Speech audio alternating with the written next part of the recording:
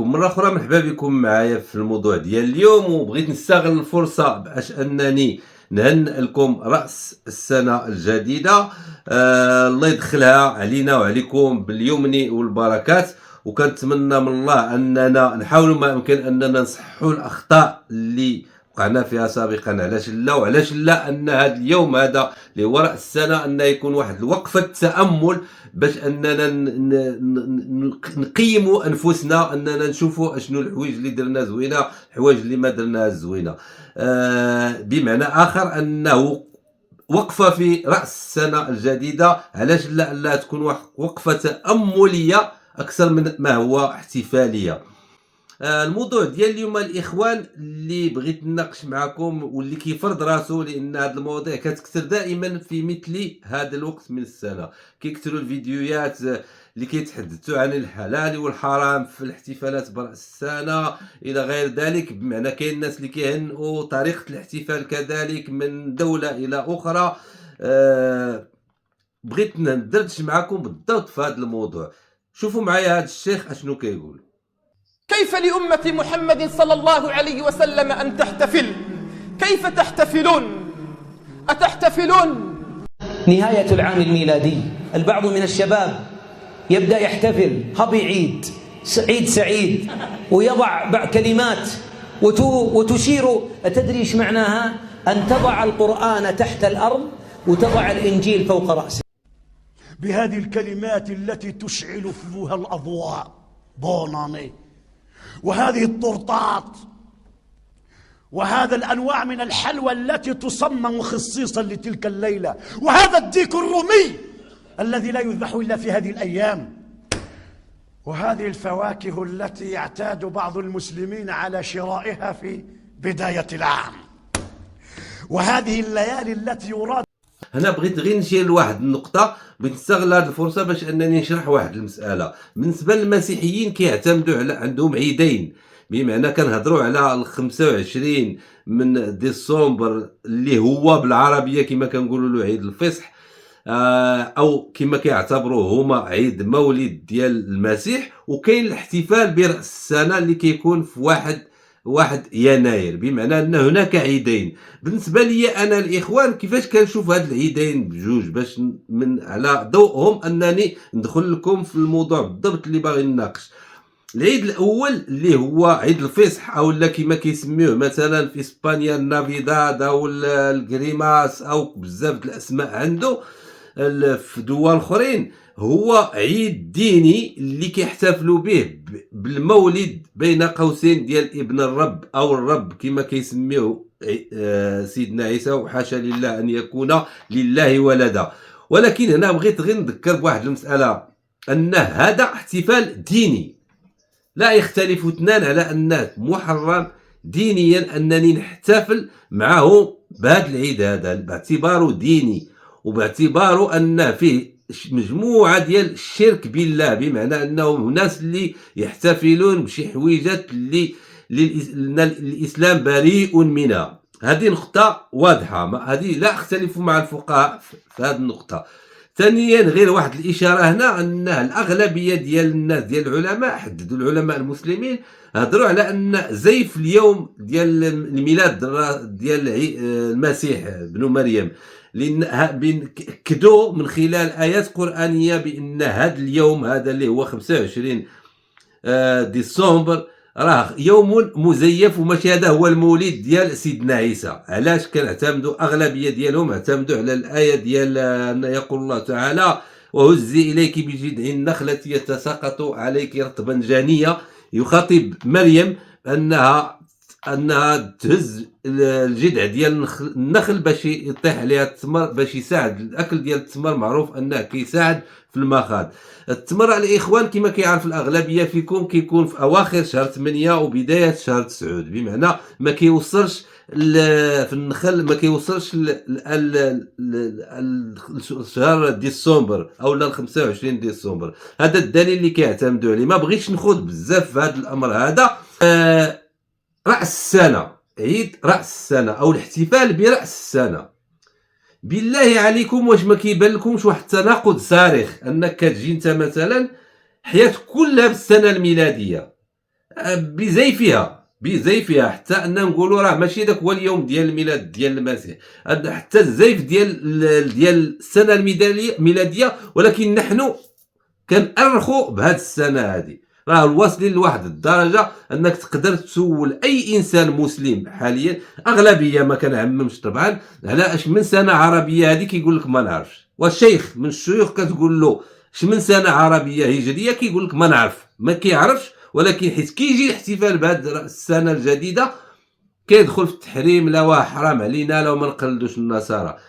انا بالنسبه لي ما كيبانليش الاحتفال بين قوسين او التهنئه براس السنه الجديده ما كيبانليش فيه مشكل. فين كيبان لي المشكل الاخوان؟ باش ما فهموني، الله يجازيكم بخير، باغي نوصل لواحد الفكره معينه.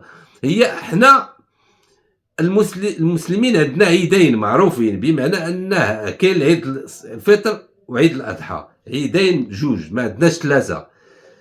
هذا انا بالنسبه لي ما كيبانليش انني خصني بدايه السنه انني خصني نديرها يوم عيد. كمسلم ما يمكنليش نديرها يوم عيد. ولكن الاحتفال بمعنى انني نقدر نحتفل بطريقتي الخاصه لانقضاء واحد السنه كما شرت لكم ليها في الاول، وبدايه سنه جديده. علاش لا مثلا الاحتفاليه تكون عباره عن وقفه تامل لما قضيناه ولما هو آتي، بمعنى نحاول أنني نعيد نظر في بزاف د الأمور درتها، نحاول نشوف كيفاش جوز السنة، واحد الوقفة تأملية باش نفهم ولا باش نعرف شنو الأخطاء اللي درت وشنو الحويجات اللي ممكن نصحها مستقبلا، أو كما كنقولوا دائما بالدارجة المغربية الله يجعل آخرنا أحسن من الأولنا. بمعنى أن شكون فيكم اللي ما كيتمناش أن السنة الجديدة تكون أحسن من السنة اللي فات؟ طريقة الاحتفال الإخوان كنظن أنه مبالغ فيها بالطريقة اللي كيحتفلوا بها المسلمين. أنا ما نقدرش ننكر هنا بأن الأغلبية الدول المسلمة ولات كتحتفل بواحد الطريقة أكثر من بلاد النصارى ولا البلاد المسيحية. أنا أعيش في بلاد مسيحية وكنحاول نقارن، ونراه ولينا كنحتفلوا حنا كدول مسلمه بواحد الطريقه اللي مبالغ فيها اللي ما كيحتفلوش بها نفوسهم. تجاوزات نتمناو هاد المرحله ديال نهايه السنه وبدايه السنه السعيده المقبله ان شاء الله تكون تمر في احسن الظروف. وشكرا للجميع، وشكرا على المثابره ديالكم وعلى العمل المستدام ديالكم اللي كنلقاوكم ديما في جنابنا، لان بدون عناصر وبدون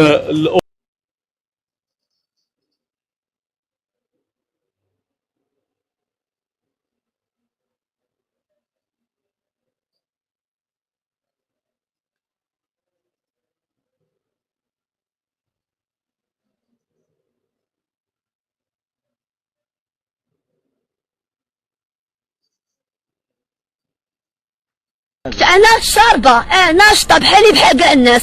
بغيت نخرج في راس العام نشرب، وكنشرب ديما ملي كنفطر الشقليه كنبغي نشرب كنشرب. اخوان هذا جاب الكاو ديال بصح. حنا كنتواجدوا في المنطقه ديال اونفا، الهبطه ديال عين دياب. شوفوا شنو واقع، هذا جاب الكاو ديال بصح.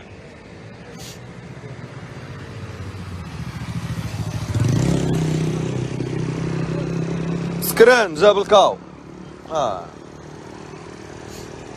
عيطنا للوقايه وعيطنا للبوليس. شوف لعل وعاساكم، لا حول ولا قوه الا بالله. اجيوا الخوت شوفوا معايا كيفاش كيحتفلوا المغاربه، راه كلشي كوم. بمعنى كنهضروا على الاحتفالات ديال السنه الجديده في الدول كاملين شكل، وعندنا حنا في المغرب شكل. شوفوا معايا الاخوان هذا الفيديو كما تابعتوا الاخوان من هذه الفيديوهات، اننا الناس اللي كيكونوا في دول اخرين تشوفوا طريقه الاحتفال في دول اخرين كتلقاهم كيوجدوا المصابيح، كيوجدوا رغم انني اختلف مع هذه الطريقه في الاحتفال، ولكن كيوجدوا المصابيح، الحلوى، كيوجدوا ديك الشجره ديالهم، كيوجدوا بزاف ديال الامور. وحنا في المغرب شنو كنوجدوا الامن الوطني باش انه يتصدى العنف وكل ما يقع في ديك الليله كما شفتوا من خلال هذا الفيديو. كما تابعت كذلك ديك الاخت اللي سكرانه ما فهمتش انا بهذا الشعب. هذا شعب اللي الصراحه فايتلو شي شويه، مفوت شي شويه، معنى ولا بحال داك الانسان اللي داك الفيديو اللي شفتو ديال داك الشخص اللي سبق هو راس السنه، هو راه طاح بعدا جاب الكاو قبل ما يوصل 12 قبل ما توصل 12 الليل. يعني راه امور اللي كتاثر في القلب، لان كتشوف كيفاش ولات البلاد الاسلاميه، كيفاش ولا المغرب يحتفل. بالله عليكم واش هذا احتفال؟ ان انسان كيبدا الاحتفال وكيكملها في الكوميساريه ولا كيكملها في السجن، الا كيكمل هاد الليله هادي بالضبط ديال راس السنه كتلقى فيها الوفيات، كتلقى فيها الجروح، كتلقى فيها البومبيه، ما كتوقفش لي زومبيلونس، ما كيوقفوش الامن الوطني، ما كيوقف. زعما واش هذا احتفال في نظركم؟ واش هذا احتفال؟ ولكن راه ما كنرجعش اللومه كما قلت دائما المواطن، لا حتى الحكومه كتحمل واحد المسؤوليه. هي بدل ما كتخسر فلوس كثيره مثلا كما راه رديتوا البال في الفيديو السابق، كنظن ان كاينه امور اخرى. مثلا غادي نقول مثلا البيع ديال الخمور في المغرب، غنقول لك حنا دوله اسلاميه، غتقول لي لا حنا راه كنبيعوا الخمور غير للناس الغير مغاربه، رغم ان كنشوفوا حنا بيسريات بمعنى دوك الامن علاش ما يمشيش يوقف بيع الخمور، يوقفها قبل راس السنه، ماشي حتى يوقف ولا يراقب مثلا لي بيسري اللي تيبيعوا الشراب ويبيعوا اللي تيبيعوا هاد المخدرات ولا هاد الممنوعات، علاش ما يوقفهاش قبل اذا كانوا مثلا المسيحيين، لان المسيحيين هما هاد الشراب تدار للتوريست او تدار للمسيحيين مثلا، علاش ما تكون نضرب بيد من حديد لاي واحد كيبيع الخمور